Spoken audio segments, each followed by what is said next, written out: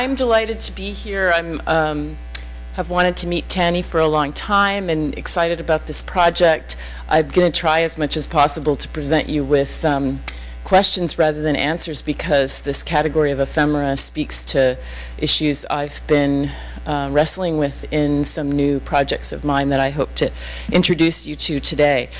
Just as a little bit of background for those of you who may not be familiar with my work, and because I'm one of the theory heads who's coming to you from outside of Asian studies, I'll just say that I landed in the archives, or perhaps more properly in archive theory, since I was grappling with absent archives from two different locations: trauma studies and LGBTQ sexuality studies, each of which in its own way challenges what constitutes archives and how we gather and institutionalize them. Trauma studies is grounded in the notion of an impossible archive, inspired by post-structuralist notions of the unrepresentability of traumatic experience. LGBTQ studies largely maintains the hope that while its archives are often absent due to homophobia and neglect, they can also be created through new modes of documentation that attend to the intimate and the everyday. My own work continues to operate in response to the tension between these two approaches to the archive: the anti-archive, which emphasizes its impossibility, and the counter-archive, which emphasizes its not yet achieved possibility, a potential that can be realized when the archive is expanded to encompass ordinary lives, sexual practices and cultures, ephemeral experiences, and alternative institutions. I just want to pause for a moment on that category of ephemeral experience, since one of the larger questions I would like to throw into the mix is the way in which the category of the ephemeral has been very important within performance studies and has a slightly different meaning than ephemera in the archival sense as paper documents. And so my talk a lot will be trying to track, but sometimes also, I think, play fast and loose with the distinction between the ephemeral and ephemera, and I take it that that's probably going to be one of the questions that this project is grappling with. Also want to say that, again, for purposes of sort of locating my LGBTQ work, which I'm going to focus on primarily today, that the question of the counter-archive and the anti-archive, or the absent archive, for me has come not just from Derrida, who's sort of the big archive theory name, but also I think from, for me, post-colonial studies and Gayatri Spivak's work on and connection with the Subaltern Studies project remains foundational for my work. So it's a way in which my work might cross over into the area studies focus here. And then also within US-based work, I think particularly important has been work in African American studies on the absent archive of slavery. So that's also been very generative for my project, as well as indigenous studies work, which I think also has had a very interesting relation to the question of archiving. So I want to, though, move to the realm of the example, and one of the reasons why the archive of feelings as a concept from my previous project has not let me go is because it has had an interesting afterlife, including in the work of the photographer Tammy Ray Carland, who titled a 2008 exhibition An Archive of Feelings, in honor of my book, which was great. In that project, she endows ordinary objects from domestic life with archival significance by photographing them. Many of the images contain only a single object. A copy of Robin Morgan's Sisterhood is Powerful, so well thumbed that the binding has broken and the pages are held together by a rubber band. A red and white checked mug bearing the word art. A pair of heart-shaped chocolate boxes titled Imperfect Lovers, a thrift store coin bank with black leather trim and a suggestively queer hers and hers inscription, a box of love letters tied with a yellow yarn ribbon. The boldly colored objects pop out so vividly against the white background that they seem almost three-dimensional. The series includes not only photographs of individual objects, but larger images that combine items to create collections. This is a photograph of items that Carlin took from her mother's house after she died. These are, and this is a place where the paper artifact gets transformed into an image, very much connects with the previous paper. Dedication pages torn from books that acknowledge lesbian lovers. And I'm going to spend some further time on this one. Cassette mixtapes with hand-drawn covers. Although suggestive of collage, the photographed objects are not superimposed on each other, but instead float suspended in the white space so that each one has its own discrete autonomy. Here's a photograph of the installation so you get a sense of how these images are framed, although in the PowerPoint I've intentionally leave them without borders. If we share Carlin's feminist and queer affiliations, we are likely to recognize the significance of some of these objects. A feminist classic whose wear and tear suggests its beloved status, a taste for queer reading, mixtapes that represent a roll call of punk and riot girl subcultures, thrift store finds. Although in some cases the titles announce that these are, for example, love letters or my inheritance, the photographs also simply present the objects without context or explanation, as though the fact that they are personally meaningful to Carlin is reason enough to display them. Moreover, the lifelike size and quality of the objects in the photographs conjures their presence so vividly that they seem to need no further introduction. Carlin's show had particular resonance for me because its name was inspired by my book, An Archive of Feelings. The term Archive of Feelings puts pressure on traditional notions of the archive because emotional experiences and intimacies are frequently ephemeral and hence not always accessible via the print records and other documents conventionally found in institutionally based archives. The impulse to create an archive of feelings lends itself to collections of all kinds, collections that might be described as queer, even when not specifically about non-normative sexualities, because the forms of love that generate them resemble those of perverse or queer desire. Queers have long been collectors because they are not the subject of official histories and thus have to make it themselves by saving materials that others might see as marginal. Like other queer collectors, and I use queer in the broadest possible term here, but in a way that is definitely enabled by more narrow work in queer studies and on LGBTQ cultures. Like other queer collectors, Carlin insists that even idiosyncratic objects are meaningful as expressions of desire, mourning, and other feelings. To dismiss the queer archive as merely personal rather than historical is to imply that queer sexual desires are insignificant or perverse. To love the wrong kind of objects is to be queer, as is perhaps an over-attachment to objects in the first place, and the impulse to collect them is often motivated by a desire to create the alternative histories and genealogies of queer lives. Queers share with the fetishist a zeal for material objects and for the materiality of the archive. Even paper documents are important, not just for what is written or recorded on them, but for their paper binding and other tactile qualities. Although collectors of the elite objects, such as rare books, art, and design that have been the source of the modern museum and archive, also appreciate the material qualities of their collections, queer collectors can find social value in objects that others don't care about and have a tendency to value materialities that seem trivial or oblique to an object's ostensible social value. Although feelings can be described in textual and visual representations, the model for the archive of feelings is quite often that of the fetish, by which I mean following the logic of both Freud and Marx, but reading them somewhat queerly, that objects derive their significance from the feelings attached to them, not because of their intrinsic meaning or referentiality. I call this a queer reading because it operates against the tendency in both Freud and Marx, although really in various interpretive interpretations of them. The tendency in both Freud and Marx to question fetishism as a misrecognition of the object, and instead takes objects seriously as the bearers of social meaning and affective value, to the point even of flaunting their personal and material charms.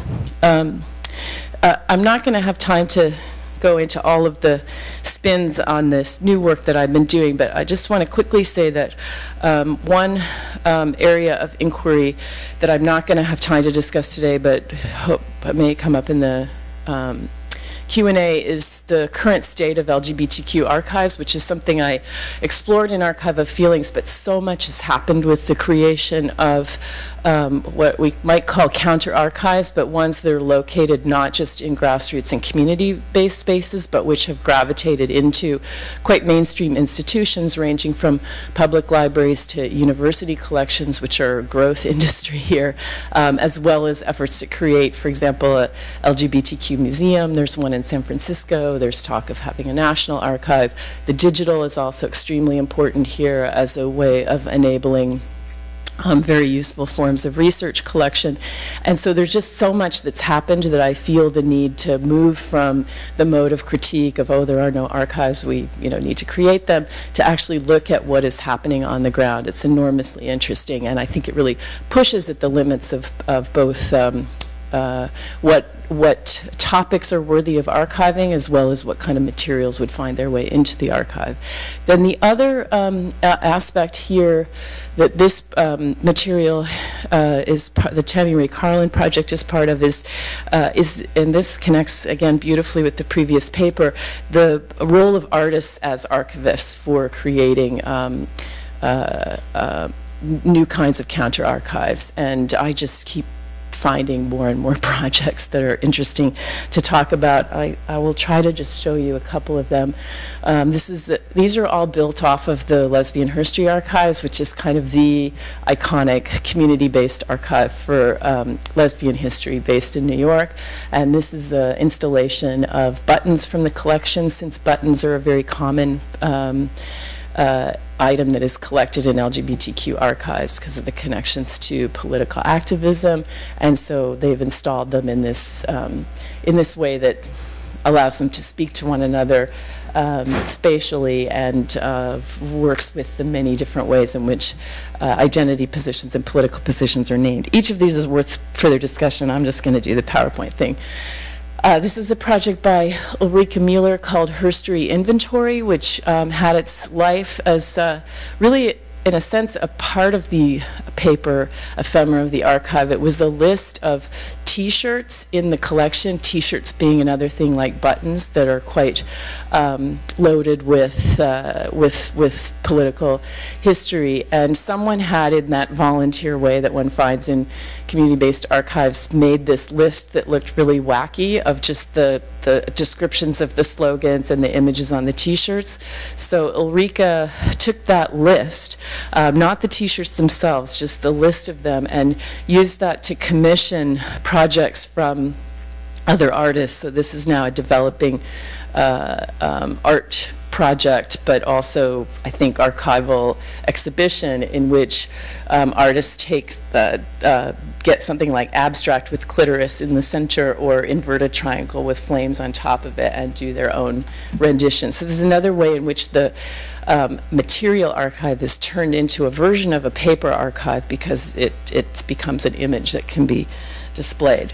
And then this one is by Alison Mitchell, a Toronto-based artist who did a project called A Girl's Journey into the Well of Forbidden Knowledge. This is a large installation, but it features wallpaper that is made from drawings that were made from photographs of the books on the shelves of the Lesbian History Archive. So a sort of migration across different media, including the photograph as well as the drawing, that yields us this version of the books on the shelves, which then can be redisplayed, and also really focuses on the book as material object and the way in which just the spines of books serve as an archival collection of a certain version of lesbian feminist culture. I'm sure you can recognize some of these titles. Okay, so back to Tammy Rae a little bit.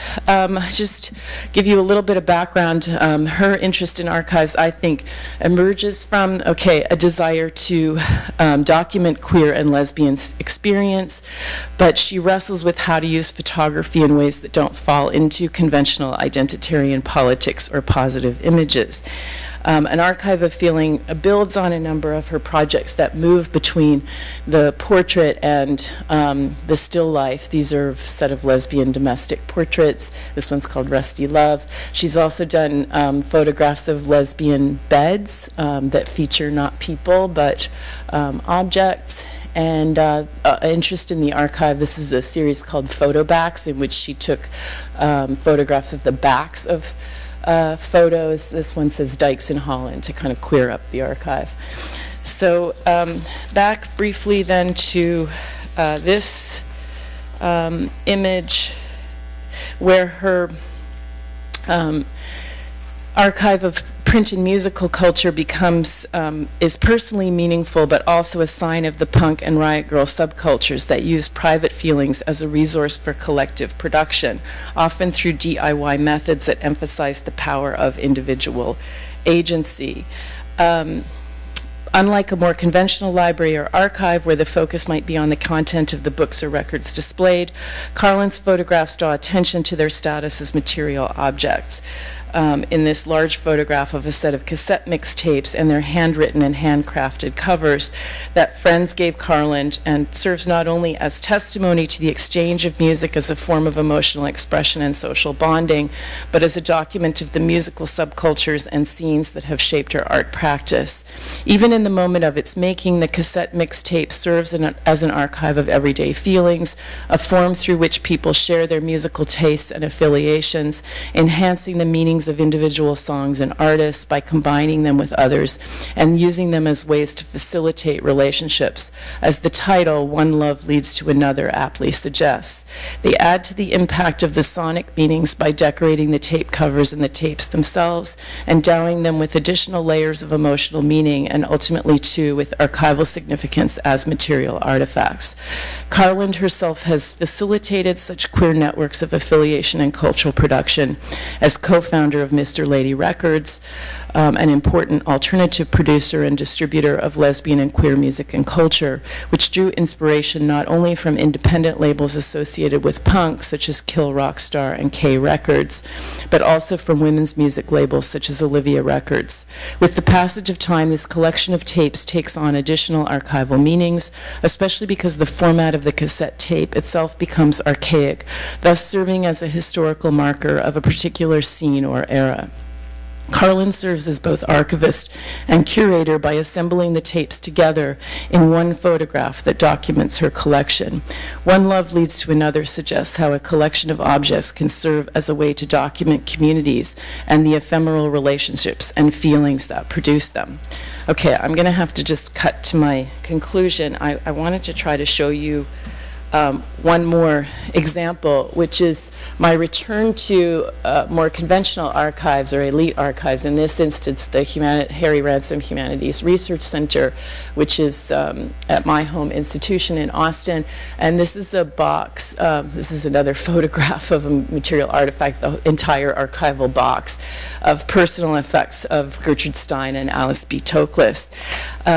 And again, I guess the key question for me also is the status of ephemera as paper objects, and then the status of material objects like personal effects within archives.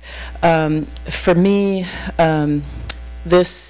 this archive is a way of accessing the personal life of Stein and Toklas, and also the communities around them. So that if you're interested in things like Stein's queer relationship with Alice B. Toklas, her love for her poodle Basket, her status as a secular Jew and American expatriate, her role as an art patron, and especially through her famous salons, her extensive social network with artists of all kinds, including the celebrated male geniuses Picasso and Hemingway, and the many gay men with whom she collaborated, as well as her more distant relations with the lesbian bohemian circles around Natalie Barney. This domestic life has been excavated in queer archive texts such as Kay Turner's Baby Precious Always Shines, a collection of Toklas and Stein's Love Notes, or Monique Trong's The Book of Salt, a historical novel that begins with the mention of Indo-Chinese cooks in Alice B. Toklas's famous cookbook. And this actually is how I got to Stein, was actually by Monique Trong, so that would be another Asian studies reference, is that trying to think about Parisian modernities in a way that would include colonial histories. And David Eng has done really interesting work on this in The Feeling of Kinship, and I've been trying to write about Book of Salt as well. So just to try to wrap this up, these items speak to my interest in the intersection of the archival turn and the affective turn, and to the ways that new kinds of archival scholarship might be enabled by attention to affective investments in histories and vice versa. The archival work and the queer affective investments that excavate materials such as the ones I've shown you are attuned to the affected networks of friends, lovers, and also domestic workers that create the gathering salons and publics that facilitate creative art and the creative ways of living that require archives of the everyday. My photograph of Stein's Tender Button bears a significant resemblance to Tammy Ray Carlin's photographs of objects from the Archive of Feelings, and suggests that both institutional and personal archives can be resources for constructing the everyday lives of queer intimacy. Like Carlin's selection of mixtapes, the Stein booklet Toklas boxes suggest a network of social relations that is the foundation for queer culture. Yet even as we hang on to these material objects, seeking to preserve and circulate them through photographs, we know that they are attached to stories, experiences, and feelings that are not fully available to us. The imaginative work of artists helps reconstruct the affective life of these objects and suggests that the ephemeral archive of queer intimacies leads to collective, cross-media, and experimental practices whose potential we have only just begun to explore. Thanks.